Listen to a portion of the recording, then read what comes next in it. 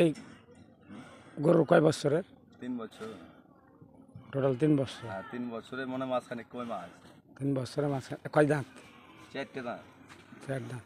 হ্যাঁ অর্থাৎ আপনার গরু আপাতত একটাই। একটাই মানে এটার পিছনে আপনি শ্রম দিচ্ছেন। এটার পিছনে এই গরু কোথায় নিয়ে যাবেন? এই গরু সিঁড়ি বাড়াবো যাবে।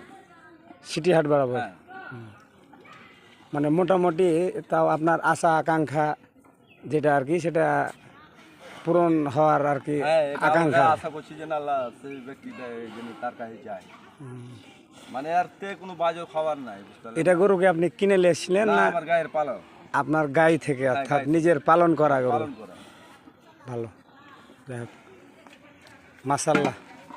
দেখি লাভ চৌধুরী আমাদের গ্রাম অঞ্চলে এত সুন্দর বা এত বড়